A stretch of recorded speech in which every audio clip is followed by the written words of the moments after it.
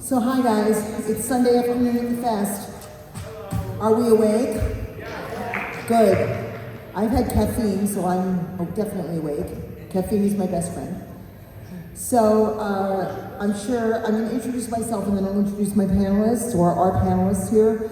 You all know, if you don't know me by now, you will. So I'm Susan Ryan. I'm one of the moderators in this room. I am the co-author of the book, The Beatles Fans, Four Cities, written with Richard Porter and David Bedford, and I run Fab 4 NYC walking tours in New York City. And this panel is the brainchild of the lady on my far left, Jude Southerland Kessler, author of the John Lennon series. We are privileged to have Jude on so many panels this weekend because she doesn't always do panels.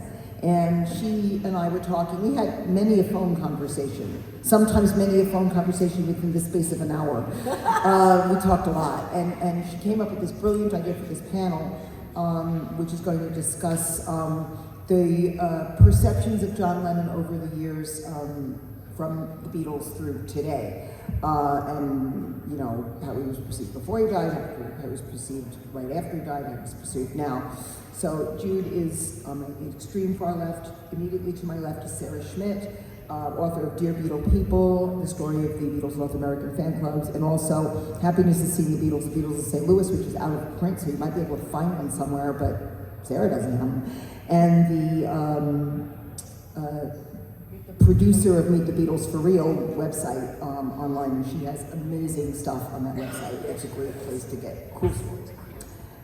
Immediately to my right, I have Jan Fennick. She is a last-minute addition to this panel. She's a longtime Beatles fan and expert, and she is currently working on a book called She Wants to Tell You, which is women's stories in the fandom. And she has some flyers if you want to come see her. She's looking for women to contribute. So please, if you're interested, come talk to Jan after the panel.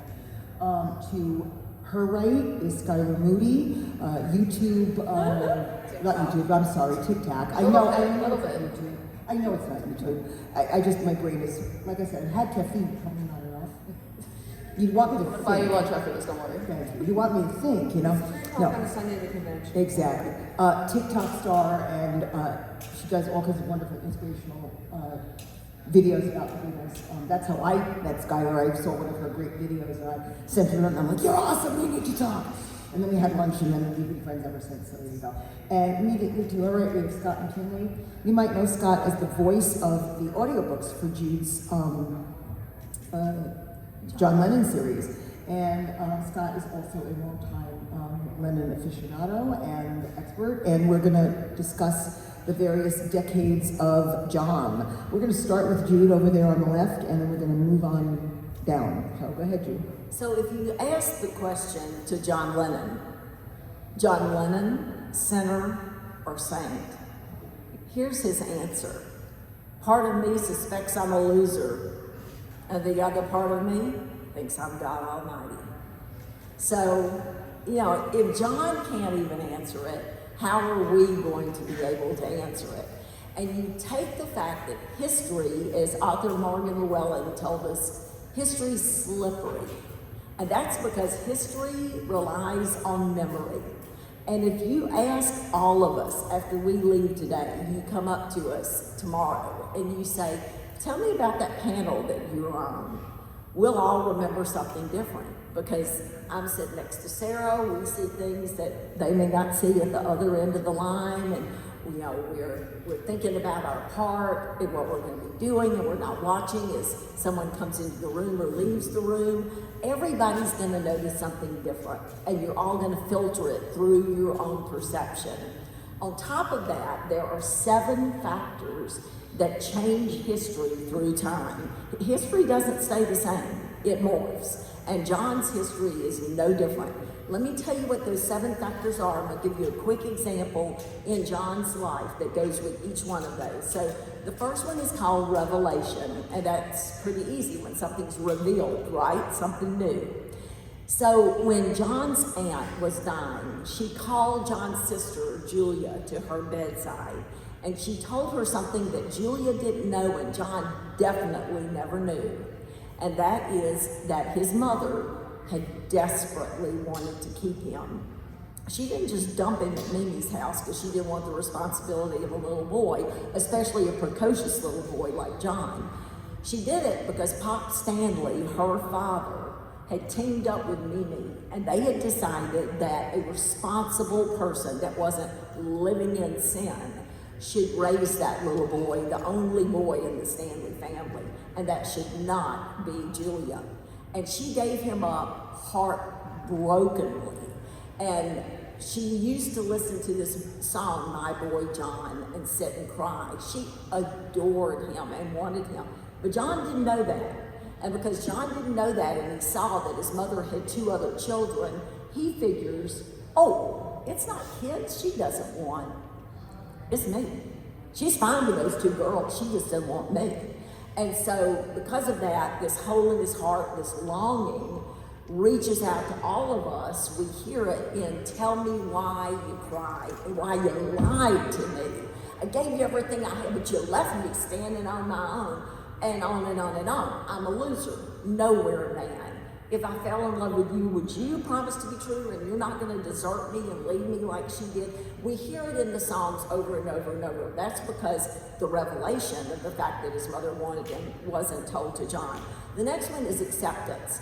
That's when something that was considered to be bad or wrong in the past becomes accepted, let's say 40 years later or 50 years later. And so you don't understand why someone acted the way they did because you weren't with them when it was wrong or when it was considered to be wrong. Good example of that is John and Brian going on holiday to the Costa del Bravo and the Costa del Sol. Now today, we don't care if you vacation with someone who is gay, not gay, pink striped, polka dotted. No one cares. No one cares about someone being gay. It's not even a factor that anyone thinks about one way or the other, right? But when he did that in 1963, it was not only considered wrong, it was illegal. You could be arrested for being gay in 1963. So John comes home to Liverpool and they start kidding him, teasing him, calling him names, calling him a poof, all of this other stuff. And he gets hurt and angry and madder and madder and madder, and then he explodes. And we'll talk about that in a minute. But why did he act like that? Was he just a jerk? Was he a horrible person? No. That was the standard in those days, and he was embarrassed and he was humiliated. That is acceptance. Rejection is just the opposite. Rejection is when someone does something that is right in the past. In the past, there's nothing wrong with it. But over time, it becomes considered to be evil. And so you judge them on what they did in the past by the new evil that has emerged. An example of that is John writing Run for Your Life. When he writes the song Run for Your Life and borrows those lines from Elvis, I'd rather see you dead, little girl, than to be with another man, which are Elvis's words, you have Jimi Hendrix doing Hey Joe, where are you going with that gun in your hand? I'm gonna go shoot my woman down. You have the Stones saying, under my thumb, that squirming dog of a woman is gonna be under my thumb. You have Joni Summers singing, Johnny get angry, Johnny get mad, give me the biggest lecture I ever had. Everybody, there is no feeling of that being misogynistic back in the 60s. But as we evolve, and as John evolved, because he certainly was a northern man, as we evolve, we realize that that is a misogynistic attitude. But when he wrote it, it was not. And so you're judging someone that's called an invalid qualifier when you judge someone by something that wasn't wrong in the past because it's wrong in the future. Okay, repetition of an error is when someone tells a story and they're noted, they're respected, but what they're telling you is wrong, and it begins to be repeated and repeated and repeated, and because it's repeated, it sticks. And an example of that would be the fact that Mimi, John's aunt, ran in a bombing raid on the night that John was born to hold him for the very first time. If you look at the books on World War II, this is one of them, Merseyside at War by Rodney Whitworth, and you look up October the 9th, you will find out that a Junkers 88 was shot down over rural Aigburth, and that is it. There was no bombing raid on Liverpool that night, zero, none. I put that in the first book of the John Lennon series 30 some odd years ago, and no one cares. They keep repeating it over and over and over and over. That's repetition of an error. It's not something I made up, it's in the war records. Okay, confusion is when a story is told by two or more people and they tell it completely differently. So the Beatles go to see Elvis, and Mal is with them, and Ivor Davis is with them, and all these other people are with them, the Memphis Mafia and Priscilla. It took me 3 months to research that night. I had 68 pages of notes. I emailed Mark Lewison and said, you might as well not reinvent the wheel. Why should you do all this digging and note-taking and pages? Can I just send you what I've got? And he emailed me back and said, I don't know whether to laugh or cry, because nobody agrees with anybody about what happened. They don't agree about anything. History changes because of confusion. Promotion. Promotion is when someone wants to insert themselves into history when they really weren't there, or they want to say they did something that they didn't do. And a good example of that would be all of the questions about whether John really wrote his songs or not, because other people claim to have written the songs. And thank goodness for empirical study, because Susan did a brilliant paper, and I have it with me, on the writing of In My Life. Harvard University, Susan has in this paper, did a study on In My Life, and they said there is an 81.1% chance that John wrote the song. They said there is a 40-point-something% chance that Paul wrote some of the middle eight, not the lyrics, but some of the music. And so pretty much you can say 81.1% chance it's John's song. But that's promotion. Embellishment. Embellishment is like that game you used to play in school where you'd whisper something to somebody and they'd whisper and they'd whisper and they'd whisper. By the time it gets around the room, it's a completely different thing. So at Paul's 21st birthday party, John had finally had enough of the teasing about him going on holiday with Brian. And Bob Wooler walked up to him and said something, and I asked Bob Wooler what he said. He said, I'm never repeating that again as long as I live. I'm taking it with me to the grave. But he said something to him about it, and John hit him.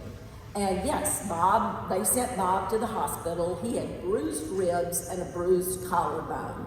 But by the time that Albert Goldman gets a hold of it in the 1980s, John picked up a shovel and hit Bob Wooler with it. I have all the accounts, and you can look at the story growing and growing and growing and growing and changing and changing and changing, and that is called embellishment. Then there is exoneration and condemnation. Exoneration is used when people decide that they want the person who did something to be removed from that act. So they'll say, he wasn't there, he didn't do that, she didn't do that, and that's exoneration. I'll give you an example of that, and condemnation. Condemnation is the opposite.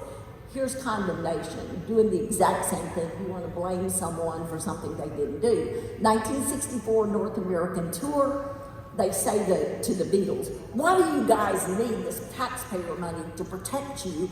And the police we're going to put the police out there. That's taxpayer money. You should be able to defend yourselves. And George Harrison leans into the microphone and says, well, maybe you could because you're fatter than us. John goes, you watch it in the video, he goes. And sure enough, the next day in the newspapers, John Lennon said to the policeman, you should be able to defend yourself, you're fatter than us. He didn't say that. It was George. We have all the documentation on it. That's condemnation, when you blame someone for something they didn't do. Exoneration is when you remove them from something that they did do. The last one, and the best example, I think, of condemnation is the remark, Ringo wasn't the best drummer in Liverpool. He wasn't even the best drummer in the Beatles. That's attributed to John Lennon. It was said by a comedian in 1982, 2 years after John had already passed away. So history is very slippery and very tricky, and we're going to start with Sara, who's going to talk about how John was perceived in those seminal years in the 1960s, and we're going to watch how it begins to progress as we go through the years. All right, so I'm going to talk about John in the 60s, and I'm going to really focus on how the American fans perceived John, because that's what I researched for my book about the American fan clubs. So the first look of John is that he's the married guy. So he's, everyone saw on the Ed Sullivan show, sorry girls, he's married. And so he automatically became the devoted family man in the eyes of the fans, which was very sweet. They loved Cynthia, she was a sweetheart. He was a little boy, he was a daddy. He was off limits to the girls because he was a married man, but they still liked his songs, they thought he was handsome, and they admired him as a musician. And then we go into A Hard Day's Night and the writing of his first book. And then he became the intellectual Beatle, that everyone saw him as the smart one, the witty, funny one that would make the wisecracks during all of the wonderful press conferences. And he still was the devoted family man. He was pictures of him and Cynthia would be published, and that was really the early 60s, how he was perceived by all of the fans. He was kind of known for being more outspoken than the others, but he always had a funny little quip that went along with it. Everyone just saw him as, well, that's John, he's funny, he's smart, he's witty, and everyone just, he's the leader of the Beatles, is basically it. And then we hit 1966, and John makes a statement to Maureen Cleave about the Beatles being more popular than Jesus, and that's our first look of John Lennon as a sinner comes around. What is interesting is that I just published on my site just a few days ago on Meet the Beatles for Real, an article that was written by a woman that was republished in Daybook magazine, so this is going to sound very familiar. It was first published in England and was republished over the summer of '65. And Ringo goes into a long paragraph about how the Beatles, especially him personally, do not believe in God, they're agnostic. He's really not sure about how he thinks about God. I mean, it was very religious. Nobody jumped on that.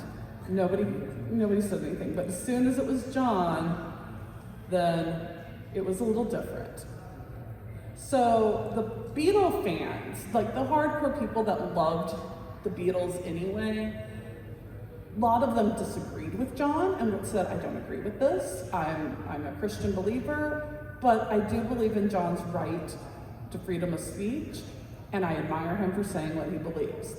That's what the research that I found, that the people who were the real fans, that's how they saw him. Like, he has the right to say what he wants, even though we disagree with it, that's okay, we still admire him, we still like him.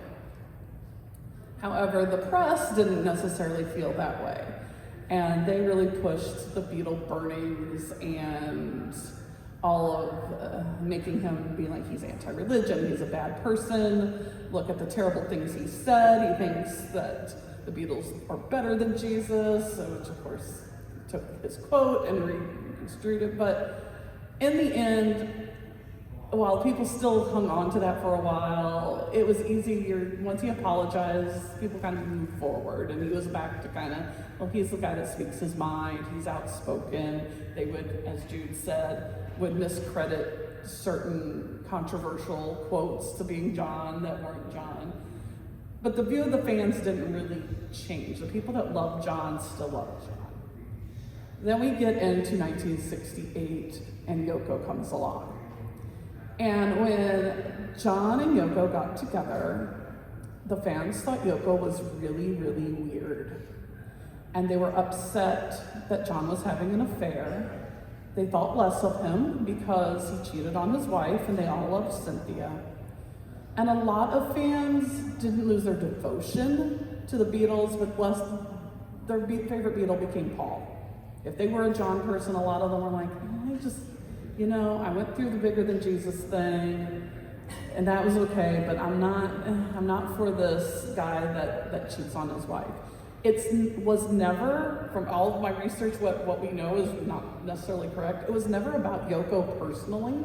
It was more about he did this terrible thing that was against the Ten Commandments. It's something solid that he broke, an oath to his wife, and that was where their issue was, more so than who he got with.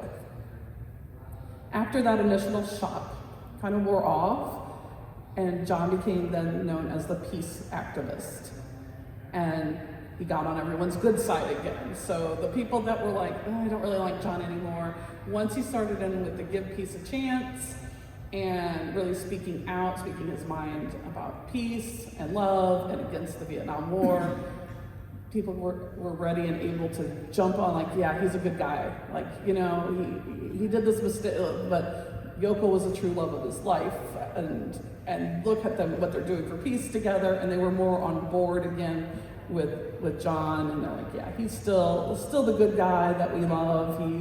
He's out there, and he's speaking his mind, he's speaking out for peace. So that kind of sums up John through the 60s. I think, Scott, you're going to talk about the 70s, right? Yes. Yes, so Scott's going to enlighten us about the perception of John in the 70s. Thank you very much, Sarah. That's actually really interesting. I've got some comments about that, but we'll get to them when we get to the comments part. So go ahead, Scott. Okay.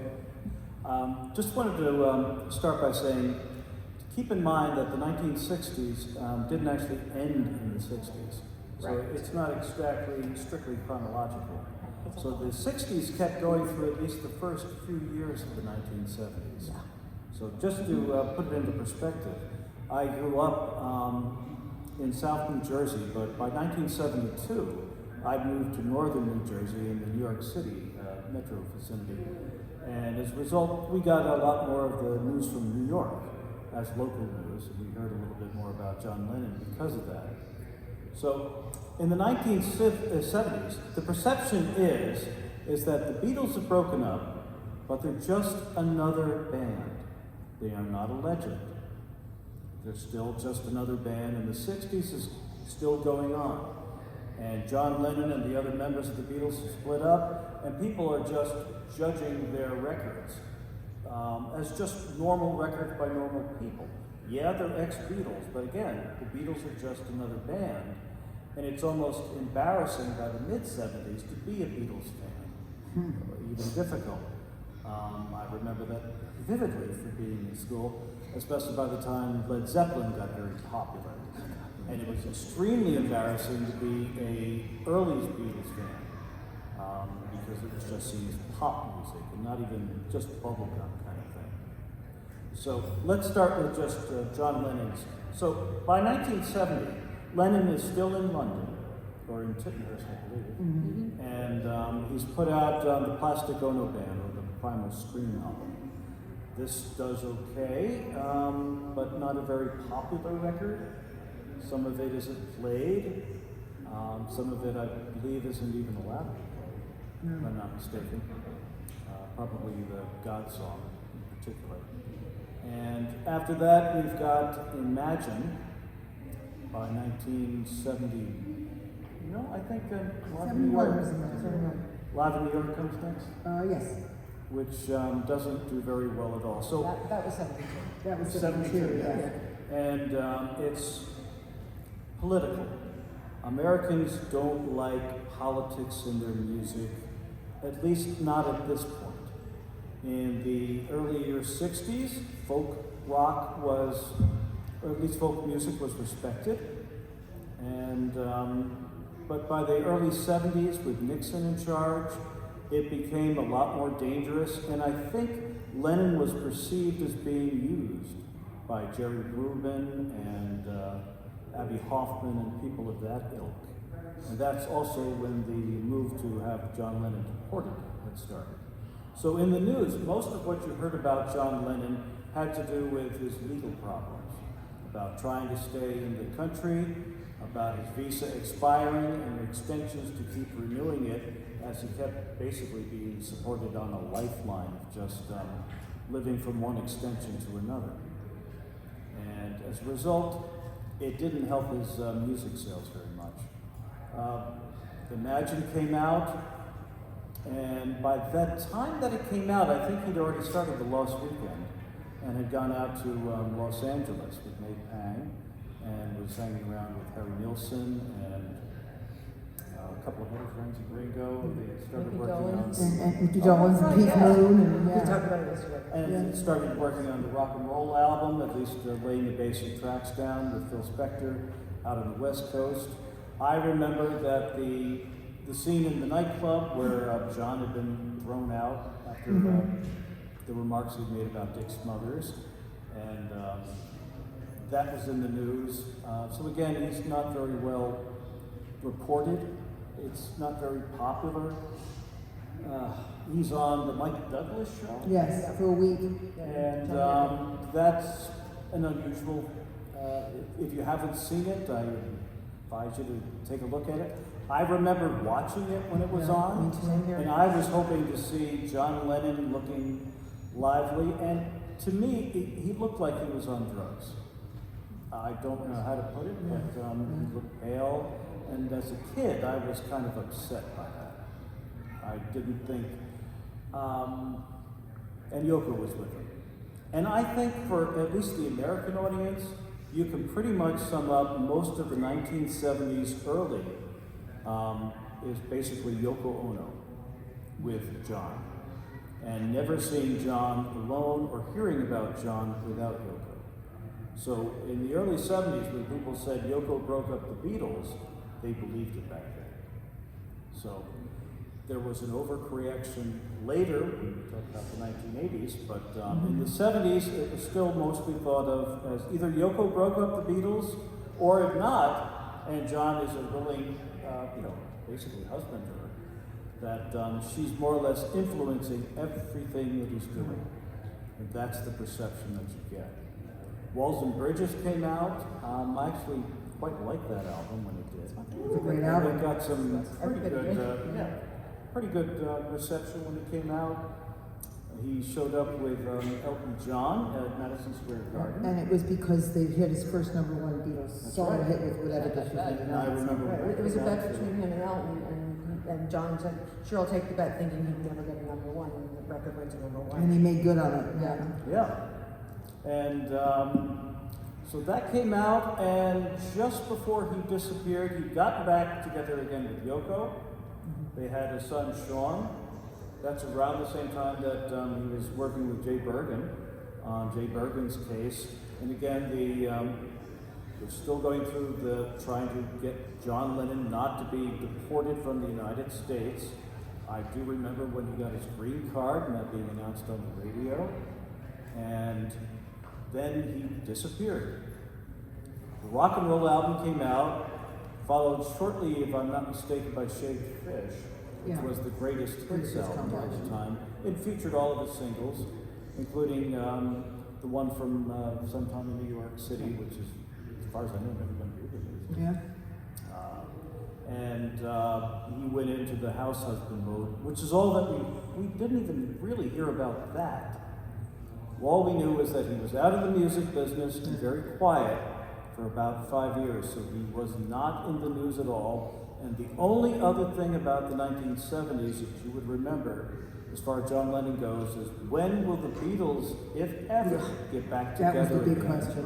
Saturday Night That Live. was the main thing we heard about forever. Yes, and the Yes, Saturday Night Live Live joke. was offering, was it $3,000? $3,000, and then they upped it to like $3,500 at No, one they said you can point. split it, yes, it was like $4,000. Yeah, it was like ludicrously low sum of money, and then the running joke became, you can give Ringo less if you want, and things like that. It was just, it was And not completely realizing, none of us knew at the time, of course, that McCartney was visiting with Lennon that particular weekend. Right. The other thing with the Saturday Night Live joke is that Sid Bernstein, who had been promoter in the 60s, was actually offering the Beatles some He astronomical was offering sum. them $1 million to get back together for Right. one To concert. play one show. Right. So Lorne Michaels kind of then turned it on his head. He riffed on it, yeah. So that was the 70s. So I'm going to talk a little bit about the 80s. So I'm also from New York City, and was there when John was living in New York in the late 70s and 80s. I was, first of all, as a native New Yorker, very happy that he chose to live in my city, because after all, it was cool. John Lennon wanted to live where I lived, and that was awesome. So he emerged from his house husband and not in the music business period in 1980 when the album Double Fantasy came out. He'd been working on stuff that we didn't know he was working on in the 70s, all those demos and things. So we didn't know he was working on that stuff, but the culmination of that was Double Fantasy. And when that came out, obviously it was a big deal because nobody had heard any music from him in years.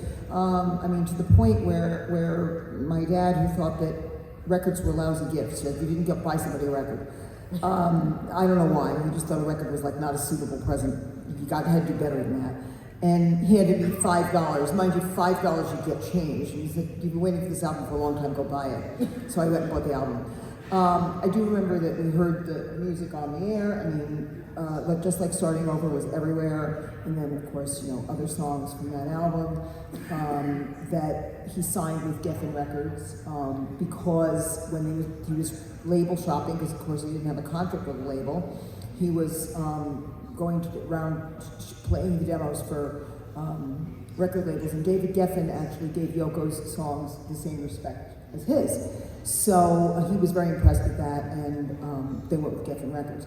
So in 1980, late 1980, John was kind of everywhere. He got his green card, he was able to stay in the States, he was living at the Dakota, he wandered around the neighborhood. I mean, people in the neighborhood can still tell you that they saw him. For years, the West Side Pharmacy on Columbus Avenue and 72nd Street had a photo that Yoko had given to the pharmacist, Dr. Saber, who was a man from Egypt. And John and Yoko filled their prescriptions at that pharmacy. And I actually interviewed Dr. Saber before he retired a couple of years ago. And he said that when he left, he was going to take the picture. The picture belonged to him, but it was in the window for, 40 years. And he said, John, and this is the way it was in the neighborhood, John was very down to earth. He talked to everybody like everybody was equal. He said, his exact words to me in the interview was, here was I, a guy who came on a banana boat from Egypt, and here was this big star who was talking to me like I was, just his equal.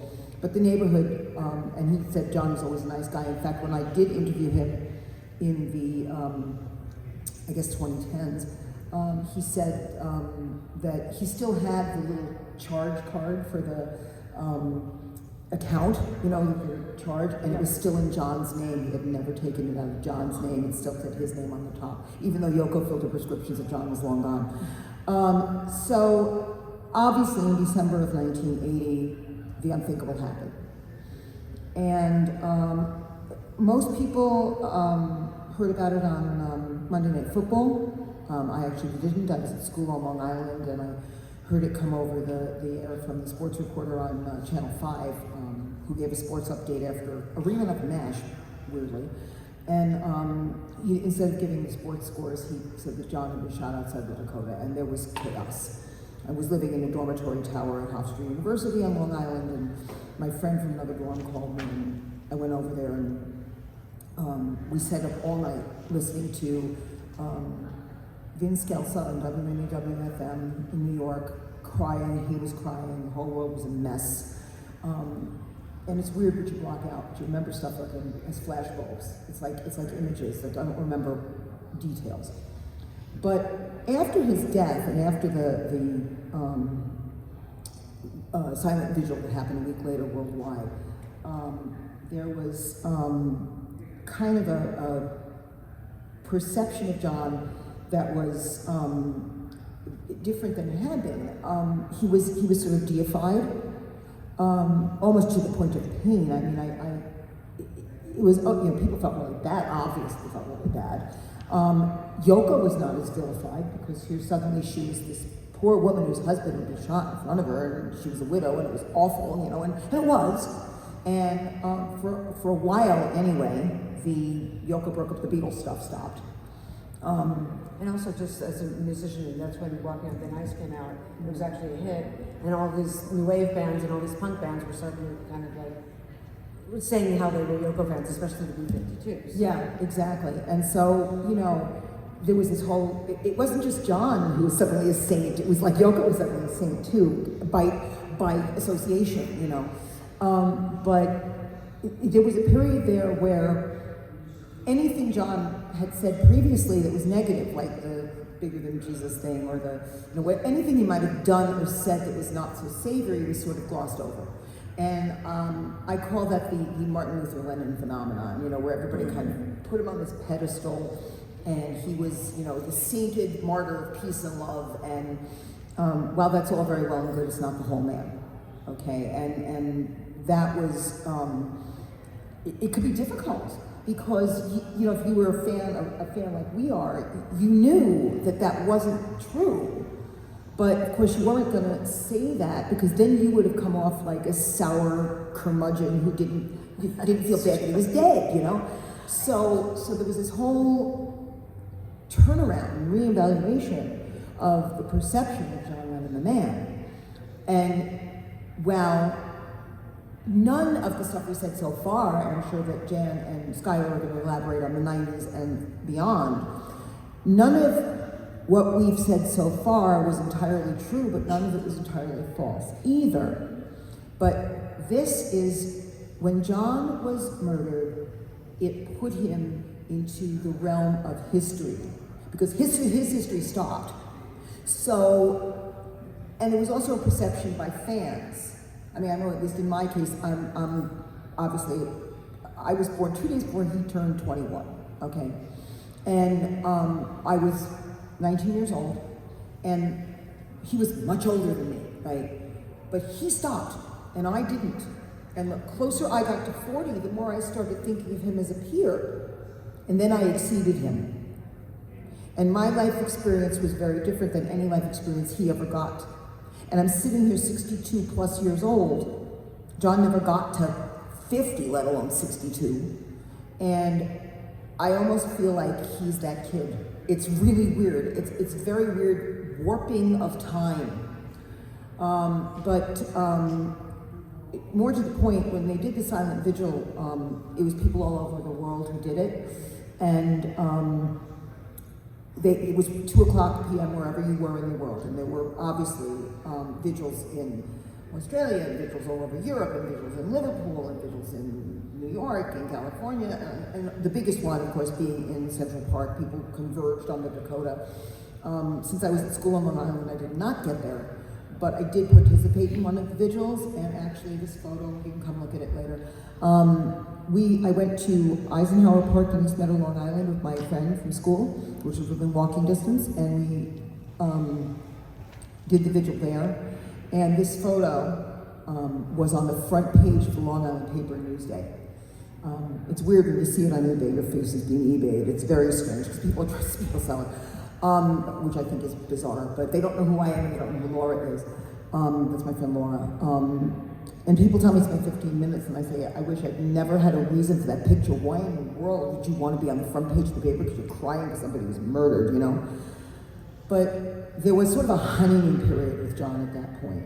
Yeah. You know, he was a saint. He was like perfect, and nothing he ever did was wrong, which we all know is not true, you know.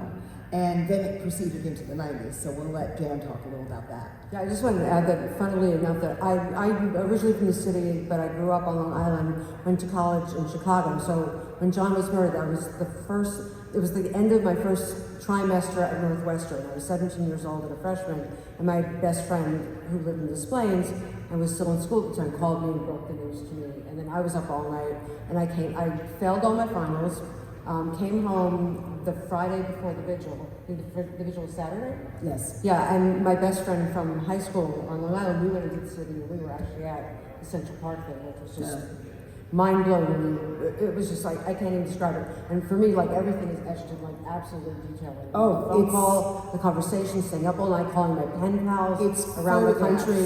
It was, Yeah, it's photographs. I mean, I called my friend who lived in Massachusetts. She was at college at Mount Holyoke College, and I called her and was on the phone with her, because at that point we'd only known he'd been shot. Yep. And was on the phone with her when my roommate, who had turned the sound way down on the TV, because I told her I didn't want to hear it.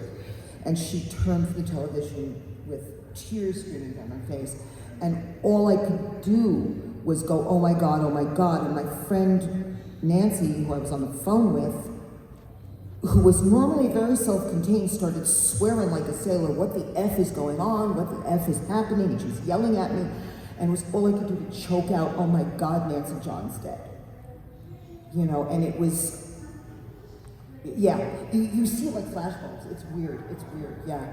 Yeah, it's like if you didn't live through it, you're really, really lucky. And as Susan was saying, there was this very strange period, and there were people I knew who weren't even really Beatles fans. And I was a hardcore Beatles fan. My friends were hardcore Beatles fans. My pen pals were hardcore Beatles fans.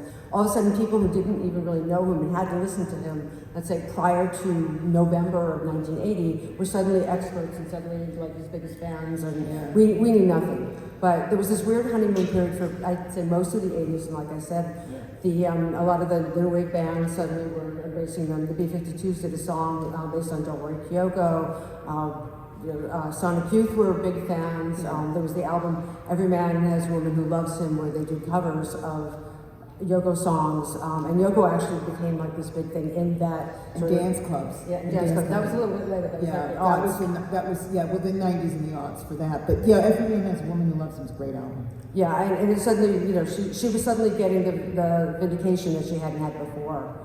And Walking on Thin Ice, I mean, I did a video. I was a TV and film major, and I did a video which was basically called American Bandstand in Hell, which is just basically like, what if American Bandstand was like totally punk rock? And you know, when you have they did the bits where people did the dancing, and Walking on Thin Ice was the song that I used.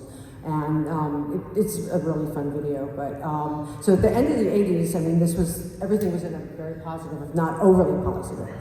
And then suddenly, at the turn of the decade, it completely changed. We started getting these books, starting with Albert Goldman, who wrote this book. And I'll be honest, I've never read these books because I would sort of step back from Beatles fandom because it was too painful in some ways. Although, I mean, you can tell from my shirt, I was still following George because I'm a John girl and a George girl.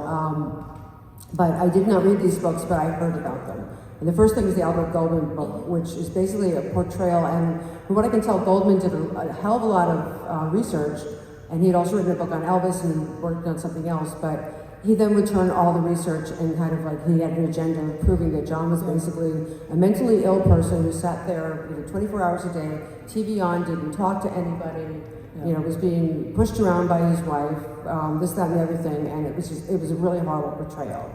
And people started to buy into it. Then there were books by the tarot card reader, the astrologer, by Fred Seaman, who had been I believe he was the nephew of Sean's nanny, Helen. He became a personal assistant. And he also had worked for John, and he stole John's personal diaries. And then was using those to write the books, and there was a whole there were lawsuits, and Yoko eventually got them back. But suddenly Yoko was vilified again. Because suddenly Yoko was the Spider Woman who controlled her husband, who was just a dumb puppet who didn't know anything, except when he was a drug addict, he was mentally ill, he was a wife beater, this, that, and the other thing. And all of a sudden, the perception completely went on his head. And there were all the people who loved him suddenly, you couldn't talk about John because the next thing you hear is, well, he's a wife beater, or he was a heroin addict. He did this, he did that, he did all these horrible things, and why are you listening to him? And the other thing that went on then, and I understand Paul's motivation for it, but because John suddenly became, this saint, and Martin Luther, Lennon, and he was suddenly the only one who had written, he was the intellectual, he did, avant-garde films, he did this and that. Paul, who I think personally has, insecurity streak, like very, very large, suddenly started speaking out in interviews and saying, oh wait, no, I was the guy who did the avant-garde films. I was the guy that was hanging out with Robert Fraser, the art critic, and buying Magritte paintings. I was the one who was listening to Stockhausen. I was the one that was doing experimental films. I was doing this, I was doing that. I basically invented the 60s. And suddenly John's legacy was kind of being wiped out, and people started listening to Paul and saying, okay, well, John really wasn't anything, it was all Paul. And neither of those, we were saying, there's like neither of those, both of those are true, and neither of those are true. It's not totally true, and that's the thing, okay? That there was this. I'm not trying to ruin anyone's name, but there was this, because we're about the same age, so we do the same stuff, and Scott as well. There was this. He's not completely a villain. He's not completely a saint. No person on this earth is, you know. But John is complicated, and I think Skylar, as a today's fan, can really elaborate on that as well. We'll go down the panel again. We'll interrupt each other again, and then we'll take some questions or comments from the audience. Right. And the other thing that was going on, unfortunately, and I remember getting very angry about this, Julian, for whatever reason, went on the Howard Stern show. And Julian started talking about his father in the worst terms possible, about how he was a terrible father, all of Julian's issues. And my anger towards Julian was just that it felt like he was airing all his dirty laundry on public radio in the U.S. and everything was being repeated, and it just added to the John was this lousy bastard who never did anything good in his life. And my feeling was like, and Julian and I'm literally 6 weeks older than Julian. My feeling was that when you're 30 odd years old, you shouldn't be doing this. You shouldn't be airing this in public. You know, see a therapist, go talk to other people. And it was just right to talk about this stuff, but it was painted with a very broad brush, and everybody kind of jumped on it. It was very sensationalist. But then suddenly Anthology came out, and that was 1995. 96.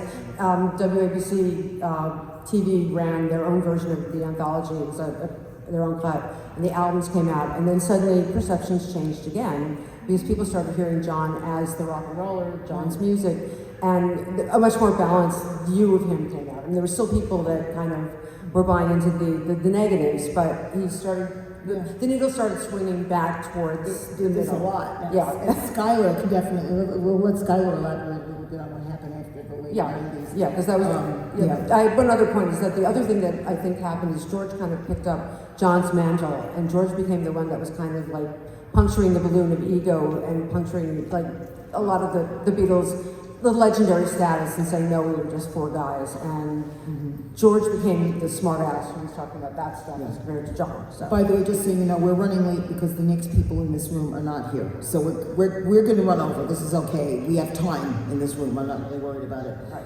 Skylar, you want to elaborate a little bit on the 90s and beyond? Yes. Yeah?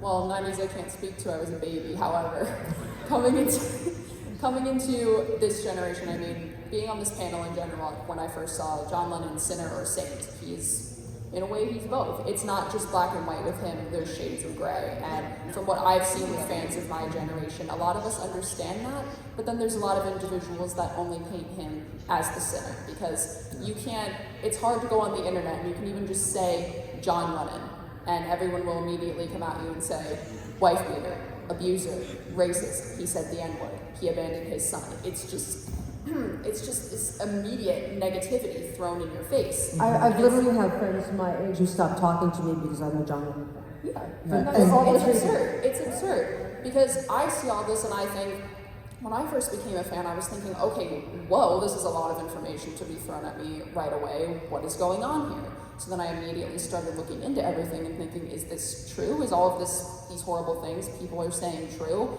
And unfortunately, I mean, he did. He had his issues. There were a lot of problems. He wasn't there for Julian in his early years. He did abuse Cynthia when they were first together. And none of it is okay. I've always looked at that and said, John, what the hell are you doing? What is going on here? But a lot of people don't understand that he is this severely challenged individual, and the background that he came from, so much is factoring into it. It's not me or any of us defending these actions in any way. It's rather saying, okay, but do you know why he was acting like this? But John do you also know why owned he did it. this? He also owned it, you know. But Exactly.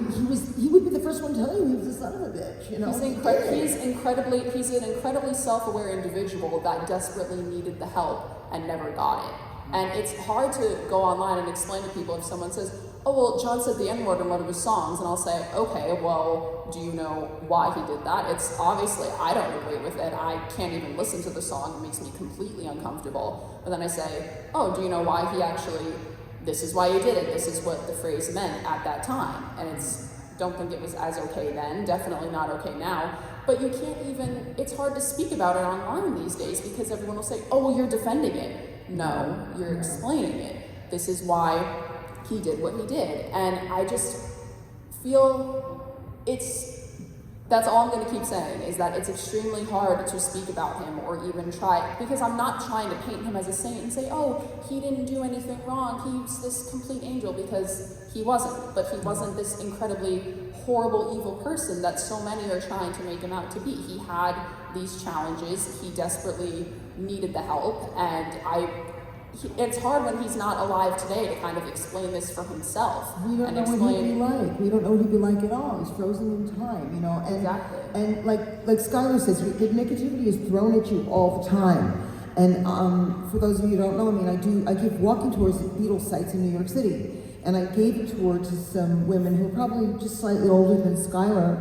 And I don't know if they were a couple or if they were just friends. I don't personally care. That's immaterial. The point is, one of them was a fan, one of them wasn't. Ooh, I'll figure that out.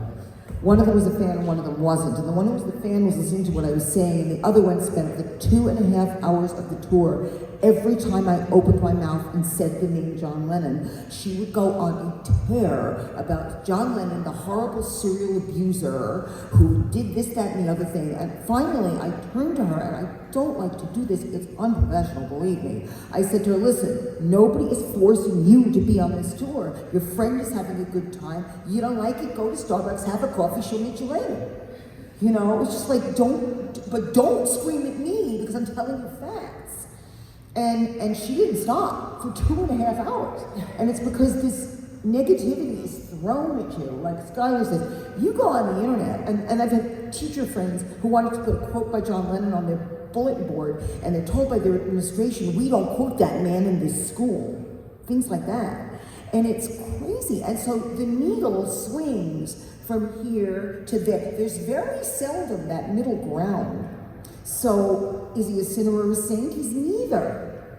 But you don't hear that. Yeah, you don't hear the other side of the story, because had John done what he should have done on sometime in New York City, because it's a newspaper, it's a front page of a newspaper about things that are going on in New York, current events.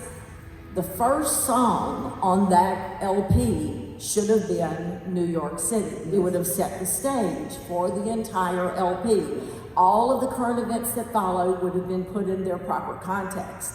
But because he cared so passionately about speaking out for women's rights and for showing that women were being treated as a slave, as denigrated, as a word that is so bad that you can't even say it, as the worst of terms, he went to the head of the Black Caucus in the U.S. Senate, and he played him the song, and he said, should I use this terminology? Is this okay?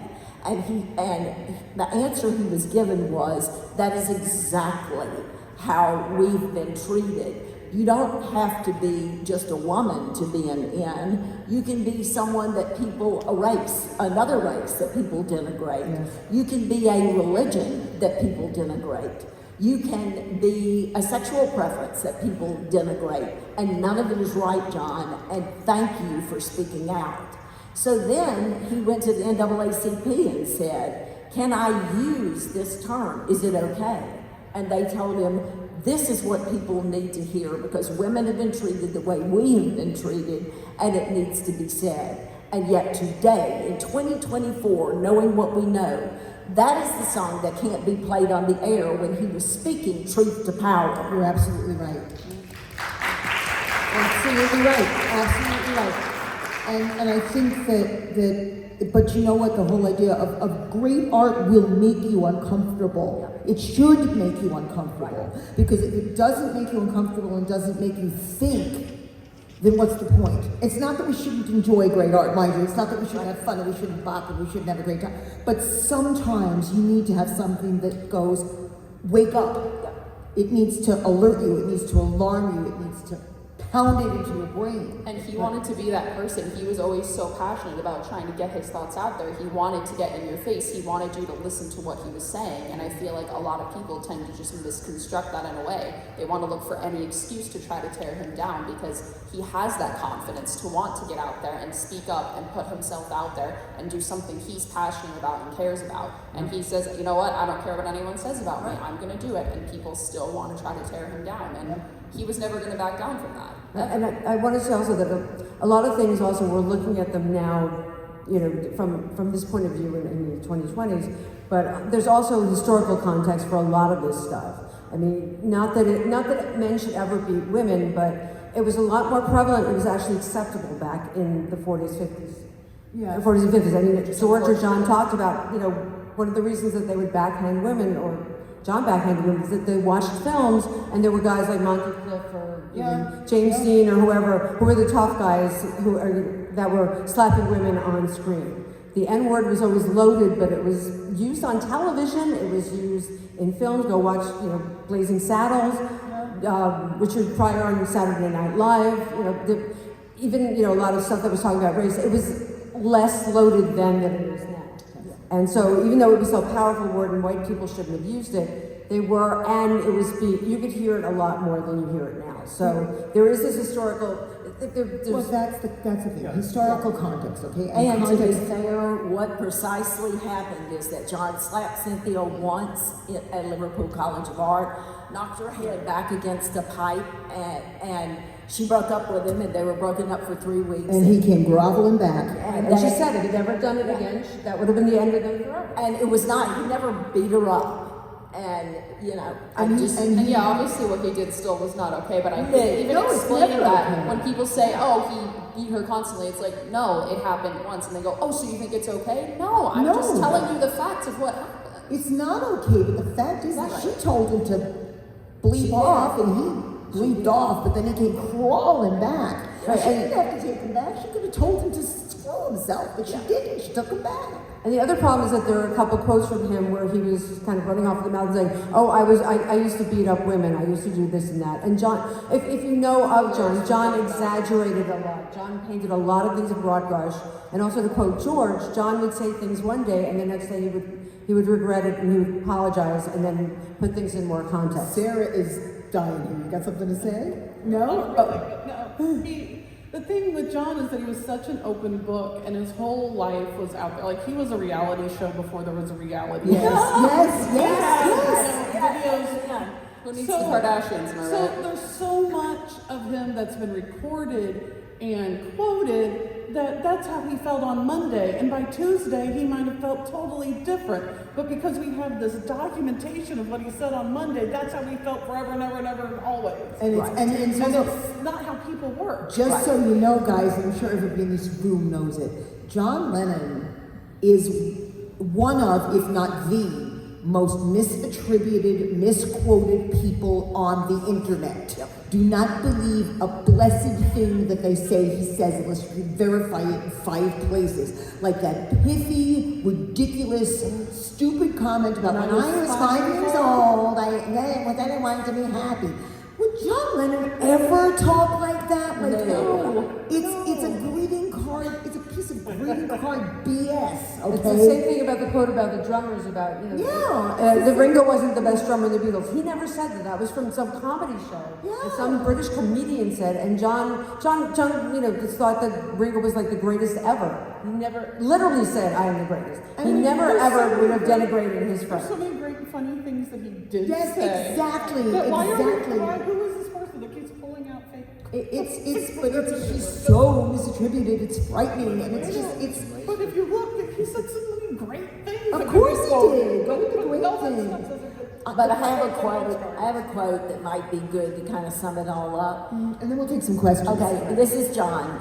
I am just some guy who did whatever. Always see me as me. I was always me, all the way through it. That's a great quote, and that's a real one. Yeah. There we go. Yeah. So we really do have time because there's the two next panels. The people aren't here today, so which we didn't know was going to happen. So we got time. So yes, I was Wally. going to ask, do you know for sure that the... Dana's not here, and I know the Pierce isn't here. Oh, I know that. Yeah, and Dana's not here. She told me Dana was leaving. Dana had to catch a plane. Oh, okay. So she told me that Dana was coming, was supposed to be here, and then Dana had to change her plans. That's what happened. So we have actually got some time we can run over, which is fine because this is a very important topic. Anybody have any comments, questions? Yes, in You the have back. a Rand, hello. microphone there. Hey, You have you a wanna talk to the microphone Yeah, microphone? come up to the microphone so people can hear you because we're. I'm Well, we're being broadcast though, so. Because he was To hurt. elaborate on, it was very interesting on the taking out of context thing, which we've done a lot on things like John Lennon. But taking out of context with the Maureen theme, more popular than Christ. Yeah, and Sarah went into Detail about that was pretty interesting. Sarah went into that too, but you know, I mean, as Sarah rightly said, Ringo had made a comment about it. Paul in Anthology, there are many comments in Anthology where Paul says we're agnostic, we don't know, what we believe. It almost never, all of these comments never get a reaction until John says it. And then when he says, and the Beatles say things like that all the time, there's no reaction until he says it. And if you've ever watched Chuck's presentation of John apologizing for his bigger than, Which was actually happening today in Chicago Yeah. in 1966. right. I mean, you watch him, the first apology, he's in tears. Yes. And the second apology, he's choked up. And he asked, how many times, Chuck? Was it 18 times? How many times did he do it? Yeah. And then by the time that he's saying it for the 18th time, he's pissed off. They made him grovel. Yeah. They made him crawl because, and I'm going to say this too, Rand. It's that the thing about it is that he was really smart and really witty and had an answer for everything, and that sometimes scares the bleep out of people. He had a comeback for every single thing, sharp as a tack. And he scared people. So, that's part of it too. Let's make the smart guy crawl. Datebook magazine really set John up for it because they put it in their shout out issue as the big headline, Yeah. along with the shocking quote from Paul. Yeah. So they were trying to bait the Beatles in some way Yeah. to get either what John said or what Paul said is gonna grab some attention. And then the radio station in Alabama had a slow news day, and someone said, "Hey, did you see this quote on this teen magazine about what John Lennon said?" And they're like, "Let's go with this. Let's make a big deal out And of if it." you read the whole interview, the whole right? interview. The whole interview is so minor. It's so It's a throwaway comment in the middle of a very long interview that has no context when they print it in Datebook. It has no context, so it looks like it's a much bigger deal than it actually was. And it was almost like there was this perception that, or this agreement that they were going to take the Beatles down. They're too popular and they're too smart and they're too funny and screw them. So they And the quote was actually published in America before Datebook magazine. It was published in a newspaper in California in March of 1966. And again, Datebook magazine set them up. Yes. To be Yes. to try to get a rise and to get magazine sales. That was a great question, actually, Rand. Thank you. I tell you an interesting little fact that is just a follow-up. The son of one of the two DJs from the Birmingham, Alabama station that made a big deal of this because they thought they could really get publicity from it, has formed a band called Black Jacket Symphony. His name is Jay Willoughby.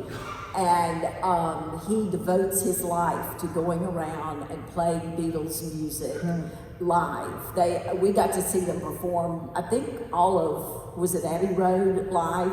But his entire life has been devoted to atoning for what he feels. Wow. And his dad didn't mean to do anything wrong. He didn't realize the harm he was going to cause and the hate. And his dad hadn't even read the article. No. He just saw the headline. Yeah. Exactly. And it was a slow news day. Yeah. And it was like, okay, let's talk about this. Yeah. Yeah. So, any other comments, questions? Yes. No. Go ahead, Mike. So I think I saw in a documentary that the interview that John gave on the morning before he was shot, I think he was talking about how the work he was doing in that year was it was informed by his experience of being a father, and he really wanted to basically turn over a new leaf and teach people a new kind of lessons. Yeah, he did. I mean, the interview that he gave, he dove into a lot of subjects like being a dad, and saying his life was just beginning at 40, which is like the irony is not lost on us, of course. Yeah, I mean, I think he was in a very different place in his life in 1980.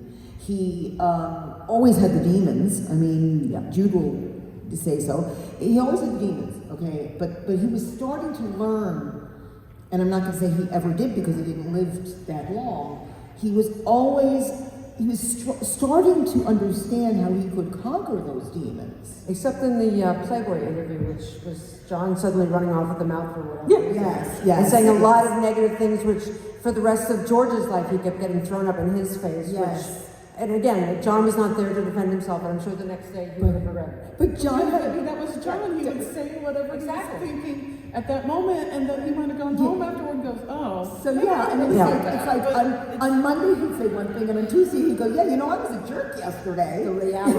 But I feel like But then it's in print as if it's what he said and how he felt for always and ever. Yeah, well, that's part of the problem. with that interview too, like definitely you can see that's the maturity in him talking. Like that's, you know, how they say at a certain age, you know, your frontal lobe develops in your brain and then all of a sudden, you know, everything's more clear, everything makes sense. I feel like that was his moment for him. It just came a bit later in life and he realized, wow, I need to completely reevaluate what I'm doing, what I'm saying, how I'm feeling, and I need the world to hear it. And then it was cut short, unfortunately, and that's why so many people just paint him in that negative light, and then we don't have anything else to work with except for those final quotes that he was given.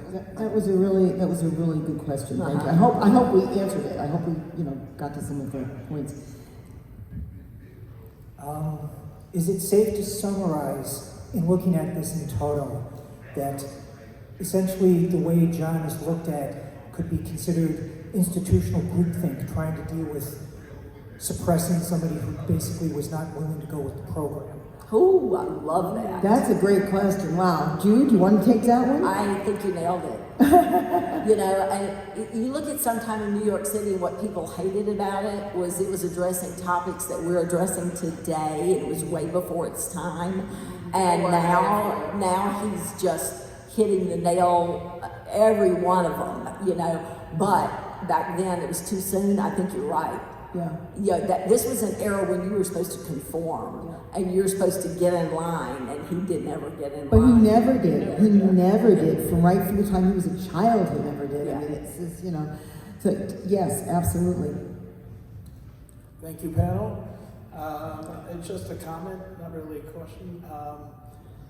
My wife and I, back in the late 90s, befriended Len Carey from Quarrymen, and he said for his time with John that, you know, his whole teddy boy image of her as being a tough guy and so on, but for some reason he never got hurt. Because it was the front, you know, you know, I'm tough, and then, but kind of squeaked out of there, just, you know. So, but thank you all for And that's a perception thing too. He pretended to be the tough guy, but he was. And I've read that in more than one place, by the way. So hearing it that it came from Len, but I've read it in a lot of places where they say, you know, oh John, if a real teddy boy had confronted John, he would have run screaming for the hills, you know. He would have wet himself. Exactly. Yeah. Yes. Yeah, thanks for the panel, but I don't know how much this has to do with this, but you see, look at the songs Julie and Lover, I'm a Loser, Nowhere Man. Did John have any association with Jackie or Julia? Oh, yeah, they're very close. There was a book that Julia did prior to Imagine This called John Lennon, My Brother. Yes. And she goes into great detail about all the times that they spent together. And I was lucky to do an interview with her about a year and a half ago, which is on She Said. And she says in that interview that Julia said to John Dykins, can John, you know, would you be okay if John just came to live with us? Because he was there all the time, hanging out with them all the time. And John Dykins said, absolutely, he can move in here, that would be great. And John said, I can't go off and leave Mimi, which he's right. It would have killed her. But funnily enough, not in a funny sense. Yeah. That was where he was when Julia was hit by the car. I know. So, I know. Yeah. You know, but they were very close, very close. The sisters and John and his mother. Yeah, 'cause it was John's 30th anniversary. You know, it's different. There was one called Bagism that gave a John Lennon / Beatles. Did he know he had a third sister too? He knew she existed, but I don't they think searched that for was her. identified by then, do you? I don't think that. Yeah, that was Victoria. Yeah, Ingrid. Yeah, but they found her Interesting, after. boy, I don't know why. Yeah, Yoko, I think, is interesting. Yes. Just did he ever make peace with Freddie either? Said Freddie had two sons. He did They sort were of. good, bad, good, So was Robin and bad, David. I good. don't know. But there were two sons, two half brothers that are younger than me. I mean, I mean, so they're probably. He wouldn't know. they're probably pushing 60, both of them. Yeah. But John never knew that. No, John didn't know. Well, that. John didn't want to know from Freddie at all. Yeah, so. yeah. I mean, it was Freddie would pop up like he did his whole life. He'd pop up, he'd leave. He'd pop up, he'd leave. You But know. he really, Fred really loved John. I mean, let's face it, had Julia not shown up the night before, I mean, they would have left. He really loved him, and he didn't want to do harm to him. That's why he got in touch with him the night they were filming Scala, after the noon. They were filming the Scala Theater and talked to him and said, they're going to do a newspaper article about me. I've moved 3 times trying to avoid this. I can't keep avoiding it. And he really loved his son. Yeah. I mean, you could argue with John and Julie, both of them. You listen to interviews; they were starting to get to know each other. Yeah. Yeah. He was trying. He felt That's bad. when he was that- That's another thing people miss out on too, is that it's that first thing that everyone sees is, oh, John abandoned his first son, you know, they never got back together. And this is where we don't give May Pang and Cynthia Lennon enough credit, because when May and John were together for the Lost Weekend, she was really starting to help them connect again, because Yoko was kind of like a barrier. She didn't want them to have any kind of relationship. She didn't want John to associate with Cynthia or Julian, and when he had that opportunity with May, she said, hey, I think this is a really good idea, I think you need to reach out. And even John was, you know, terrified to start, you know, speaking with them again, because I think he could definitely sense that awkwardness of, oh, you know, I haven't been able to talk to them, I'm not sure what to say, but there was that bond starting to form again, and a lot of people tend to sweep that under the bus. That was in May's DVD.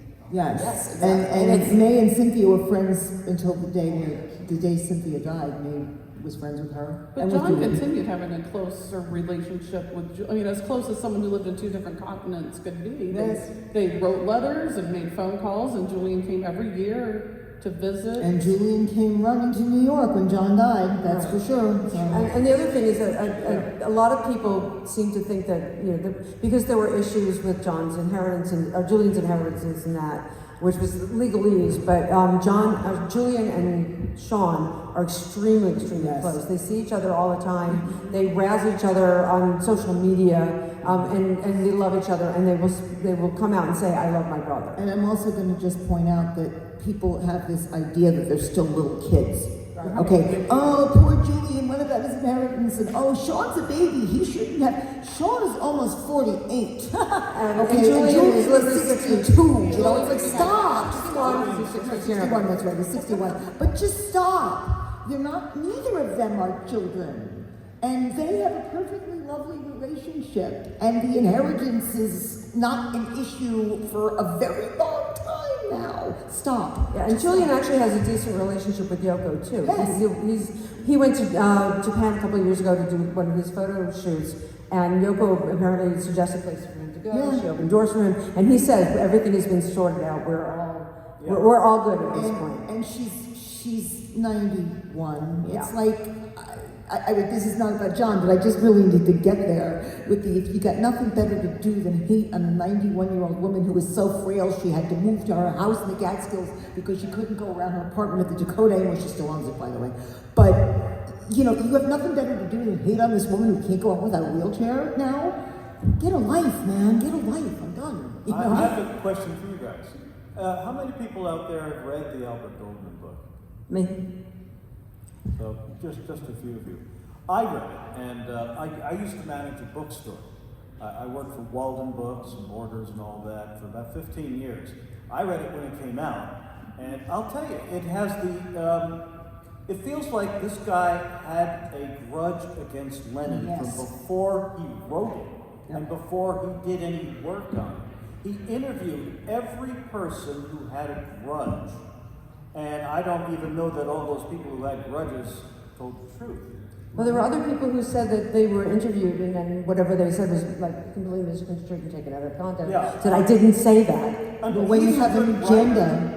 He's a good researcher, but he's he a has. great- And another thing was that, like, all the people who were interviewed in it, like, well, you must really hate John from everything that you've said about him. Like, no, I thought he was a great guy. I don't know where this guy came up with the conclusions that he did. it didn't. Why yeah. did so many people really love him who were in the book who you don't get a feeling that they did? No. He was a great researcher. He came up with things, for example, the social services contacting Julia and warning her that she was going to have John taken away from her if she didn't quit leaving him alone at night, going off to play her banjo and so forth and so on. No one had uncovered that before. It's actually record. I mean, this is true. I don't know if any of you knew Albert, but he just was one of those people that was in a bad mood all the time. He did his research. He dotted every I, crossed every T, but every book he wrote, the Elvis book, Lenny Bruce book, they're all negative. They have an agenda. He Yeah. has an agenda. Yes. And I hate to say that, like, every single person in the Beatles story has an agenda. That's a And all of us have Yes. an agenda, Yes. you know? Yes. And that's just the way it is. But his book is not a bad book. It's just told, like if he would look at that wall, he wouldn't say, oh, it's a lovely shade of mauve beige. He would say, it's a dirty brown with, I mean, Yeah, it is. What, we can just do a couple more because we will have to wrap this up. But go ahead, Jim. For anybody who's interested in this, since we're talking about the Albert Goodman book, if you can find it online, there's a sketch on Saturday Night Live that does a great job of discussing it, that has, where they basically have the character of Albert Goldman having been the trombone player of the Beatles. Oh, I remember that sketch. Sure. So my perception of the book is 100% different than everybody else's. Okay, interesting. I became a Beatles fan at the time this book came out. And I didn't know any of you. I didn't know there was a Beatle Fan magazine, and I sure didn't know that Albert Goldman's book was supposed to be like this book that had evils, like not true. I didn't know. I didn't know anything. I just wanted to read about John Lennon. Yep. And so I read it, and I absolutely fell in love with John Lennon, There and you that's go. why I am now a John Lennon. So you know what? It's because I read it, and I had so much sympathy and compassion for him, and it just like I opened my give heart. credit to that, girlfriend. I really do. And then It's I like, become a fan and like meet other people and I'm reading stuff and I'm like, oh, I'm not supposed to like this book. no, I didn't know that. there's no not supposed to. There's Like, no they not had, supposed to. we're protesting, like, No. it's like, I refuse to read this book. Like, I had no clue. I've read excerpts. I can't admit that we do have a copy somewhere in the, I think you had a It copy. has great you have pictures it. in the middle. But you know, but there's a You really can't good find those. example of being a really good historical researcher and being able to do impeccable research, and yet you could take this impeccable, because there are people who have used his impeccable empirical research to do something that's totally other than he's done. You know, it's weird that way. So when I hear about the book, I get it brings me nostalgia. Well, like, and that's oh, I'm legit. sorry. But I'm that's sorry. legit. I would never judge anybody who likes it. I was going through a period where I couldn't have I understand now. the nostalgia I don't know if I read it It's now really- if I would like it, But that's I had never read legit. anything about John. It's absolutely legit, okay? It's the way your fandom worked. And like I'm constantly saying, do not ever discount somebody else's fandom. Yes. I've been doing a lot of research on Carl Sandburg and Abraham Lincoln. Oh, and Sandburg's Lincoln is a monumental piece on Lincoln. And right after Sandburg finished it, Edgar Lee Masters, who was from Spoon River Anthology, was a racist and a man who drank a lot. And it writes a Lincoln biography to spite Sandburg, even though Sandburg and him were friends. Mm-hmm. And Sandburg would say, inevitably people write themselves into the book. Yes. And the same thing with Masters. He writes this really brutal biography of Vachel Lindsay, the famous Illinois Prairie poet. And the sister of Vachel Lindsay is sitting with Langston Hughes, the great African-American poet, and they're in the house after her brother has died, and she said, I have a copy of Edgar Lee Masters' book about my brother, and I've taken out everything that is a lie. And she opens it up, and there's his picture, and everything else is removed. So, Yeah. you know, right, there are people who have a point of view, Yes. and they're looking, and you see it with Lincoln as well. You see people who are being presentists. They're taking where we are right now, Yes. and not looking at where we were then, and what were the issues. What were the issues there? So that happens That's a lot. a in very, Hollywood. very good point. Excellent. I think, Excellent. thank you. I think the takeaway from this, and Jude, I'll let you do a concluding thought too. My concluding thought is that the takeaway from this is John Lennon was neither a total sinner or a total saint. He was human, just like everybody in this room. He was complicated. He was brutally intelligent, and also had a tongue like a razor, and didn't always engage brain before he inserted foot in mouth. That doesn't make him a horrible person. In fact, if we can step back a little bit, of course, as Beatles fans, that's hard, but if we can step back a little bit and look at him objectively, he was pretty much a really decent guy who was sometimes dealt a really bad hand, and who had to find ways to deal with that. And we don't know what he'd be like if he was here now, because somebody else took him away. Somebody else played God, okay? He didn't die from a disease like George. He didn't even do it by his own hand, okay? Somebody else did that. And so we don't know what he'd be. But I can guarantee you he'd be complicated and interesting and a lot of fun to hang out with, I'll tell you that. And probably king of social media. Yeah. Oh, he'd love that. He'd be He all would be over ripping it. the haters to shreds. Yeah. I will tell you that right now. He'd be on the internet jerking everybody's chain, man. Well, the internet would have been his total idea of bagism. You could be in a black bag and be anybody you want to be. The keyboard warriors. So, anybody else have any other concluding Yeah, thoughts? the other thing I was going to say, because I've been thinking about this and then left it out before, is that part of the problem is that history is written by the victors. Yes. So a lot of people, the gens of people are writing things now because they can, and they can twist the facts. And also, he's not here to defend himself. So we don't know, as Susan said before, he might have said, yeah, you're right, I'm an asshole, I wouldn't have done this, I would have done that, I'm horrible. Or he might have, tried to find a way to explain why he did what he did or how he had changed. We don't know. Yep, exactly. And my last warning I will say is don't take anything John Lennon says to heart. Because if a song embarrasses him, if it reveals too much of his personal life, and he didn't want you to hear about his personal life, and it's humiliating to him, he's going to say, that song is garbage, I hate that song. Yeah, don't listen to it, you know. And he tells you, I was the negative one, and we can work it out. Because Paul was saying, we can work it out, but I was saying, well, life is short. If you go back and listen to the song, Paul begins by saying, try to see it my way. Mm-hmm. And John is saying, life is too short to fuss and fight. He isn't negative in the song. He's telling you life is too short to fuss and fight. How is that negative? John had a lot of tells, though, you know. Yeah, he always dissed himself. So listen less. Yeah. Anybody else? Yeah, Sarah? definitely. No? Anybody? No. Scott has some. Scott and Skylar both. I just wanted to finish my anecdote from before with a positive note. A few weeks after the Goldman book came out, Michael McCartney, Paul's brother, stopped by my bookstore to pick up a copy of his own book on his way to a radio interview. And one of the first things he said when he got in there, hey, if you got that Albert Goldman book, Paul says, not good.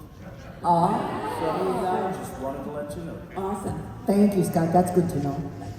Skylar has her concluding thoughts, and then we will wrap this up. It's definitely tough with social media now and the internet because anyone can be a journalist and go on and voice their opinion and try to shove it in your face and say, I'm right and you're wrong, because that's the kind of attitude that's unfortunately going out there today. But what really matters is that If you're willing to do the research and you're willing to put in the time and effort to learn what's true and what's not, that's the most valuable thing that you can have. Don't believe the first thing that you see on the internet from an unreliable source or from something that's been completely misconstructed. It's up to you to do the digging and up to you to figure out what your opinion is on a situation. Yeah, an informed opinion. I want to thank Jude for having this brilliant idea. Let's give Jude a round. She really, honestly, Jude, this is like brilliant. We need to repeat this in New York. We really must. And I want to thank Sara. I want to thank Jen and Scott for stepping in at the last minute. I want to thank Skylar for everything she does to keep the fandom alive.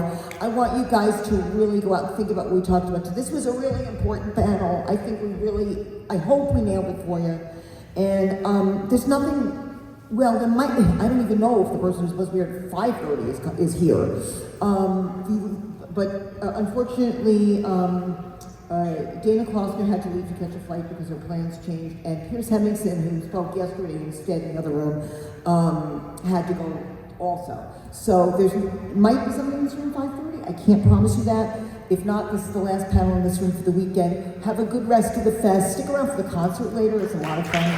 Thank you. And I'm going to plug my book one last time because I'm looking for women contributors who want to write about their story and how they've been influenced or inspired by the Beatles. Come talk so please to come Dan. talk to me because I would Come love talk to to have Dan. you come and join me. Jude, this was amazing. Hi. Jude, my love.